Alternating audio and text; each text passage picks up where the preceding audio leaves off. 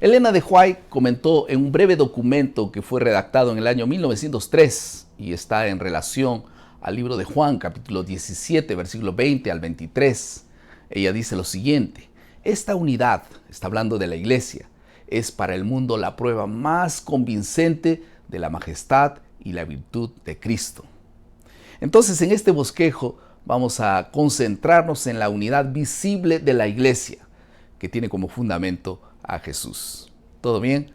Entonces sean bienvenidos al bosquejo de la lección de la escuela sabática. Estamos ya en la lección número 9 y el título de esta lección es La prueba más convincente.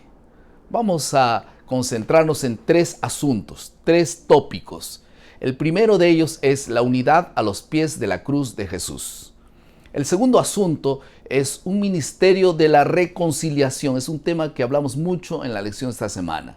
El tercer asunto es Jesús como ejemplo de unidad.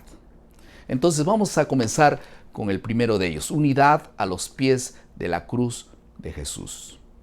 Miren, en la Biblia nosotros encontramos suficientes evidencias de que la unidad no es creación humana, tampoco es generada mediante esfuerzos personales, tampoco por buenas obras o grandes ideales, aunque todo esto es necesario, pero en realidad la unidad de la iglesia es ante todo una condición espiritual, es realmente producida por Dios, es generada por el Señor.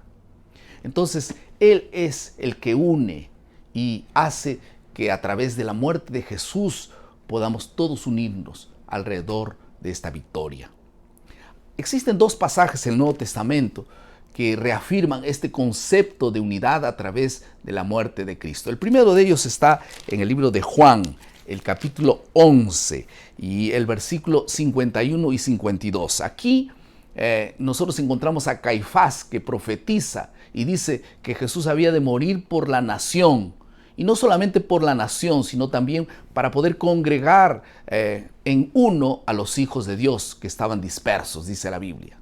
Entonces Caifás aquí está hablando en un sentido puramente político, pero Juan nos invita a leer este concepto en términos espirituales. Él dice que es el Cordero de Dios que quita el pecado del mundo y que a través de su muerte une verdaderamente a los demás.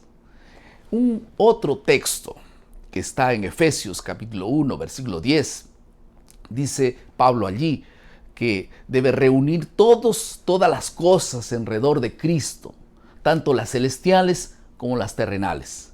Entonces, estos dos textos, la clave en estos dos pasajes es el impacto de la muerte de Cristo en la unidad de aquellos que aceptarían a Jesús. Y esta unidad se manifiesta a través del bautismo, dice Gálatas capítulo 3, versículo 26. Vamos a hablar de un segundo asunto entonces, un ministerio de la reconciliación. Pablo recalca en Efesios capítulo 2 que en Cristo no hay más muro de separación. Entonces, el versículo 16 dice que mediante la cruz reconcilió Dios a ambos en un solo cuerpo, matando, dice en ella, las enemistades que había. Efesios 2:16. Ahora vamos a encontrar en 2 Corintios, el capítulo 5, el versículo 17 al 21, algunas bendiciones que resultan de la gracia salvadora del sacrificio de Cristo. ¿Cuál es la primera bendición? Que a través de la gracia salvadora de Jesucristo, los creyentes han sido reconciliados, en primer lugar, con Dios, y esto por medio del Espíritu Santo. Esta es la primera bendición, la reconciliación con Dios. En segundo lugar, habla de la reconciliación entre los miembros, unos con los otros. Esta es la segunda bendición. Ahora, la tercera bendición es que a través de ese ministerio de la reconciliación, la iglesia dice al universo que el plan de redención, el plan de salvación de Dios es verdadero, es poderoso, es también efectivo en la vida de nosotros. Un gran testimonio de unidad. Un tercer asunto es Jesús como ejemplo de unidad. Tal vez la forma más eficiente para poder fortalecer la unidad de la iglesia consiste simplemente en reflejar el ejemplo de Jesús, y tanto en nuestras vidas como en nuestros relacionamientos con los demás.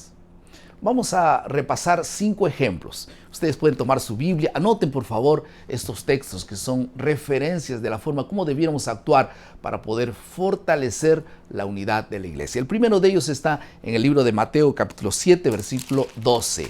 Allí se nos dice lo siguiente, que debiéramos buscar el bienestar de los demás. Este es un primer principio. En segundo lugar, Gálatas 6:2 dice que debiéramos llevar las cargas de los demás. En tercer lugar, Mateo 16, 24 al 26 dice que debiéramos vivir de forma sencilla y enfocarnos en la espiritualidad interna en lugar de enfocarnos en las exhibiciones externas. Y en cuarto lugar, nosotros vemos allí en 1 Corintios 10, 31, se nos invita a practicar hábitos de vida saludable. ¿Qué les parece?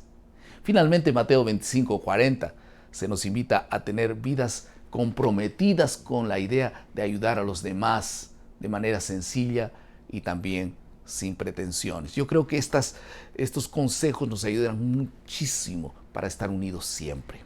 Algunas aplicaciones al final.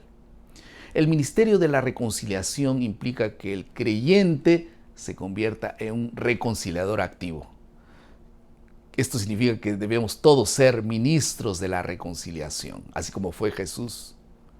No podemos dejar de mencionar este famoso texto de Romanos 15, 5 al 7. Por favor, es un texto importante. Dice, el Dios de la paciencia y de la consolación os dé entre vosotros un mismo sentir según Cristo Jesús, para que unánimes a una voz glorifiquemos al Dios y Padre del nuestro Señor Jesucristo. Amén. Cuando algunos asuntos pequeños y opiniones secundarias amenacen nuestras comunidades, nuestra unidad, nosotros debiéramos recordar que el patrón de nuestro comportamiento siempre será y es Jesús. ¿Qué les parece si por la gracia de Dios nosotros resolvemos ser agentes de reconciliación, llevar mucha gente a reconciliarse con Dios? Tú puedes ser un agente de reconciliación. Yo quiero orar y terminar y pedir para que Dios te bendiga en las aplicaciones en tu vida de la lección de esta semana. Vamos a orar. Querido Padre, muchas gracias por tu palabra. Bendice, Señor, a aquellos que se esfuerzan y que están buscando a Jesús como la fuente de la reconciliación. Bendícelos y sean ellos agentes, ministros de la reconciliación. En el nombre de Jesús oramos. Amén. Muchas gracias por estar con nosotros una vez más. Recuerden nuestro lema, maná, cada día, cada uno, cada mañana, es alimento para la vida. Que Dios te bendiga.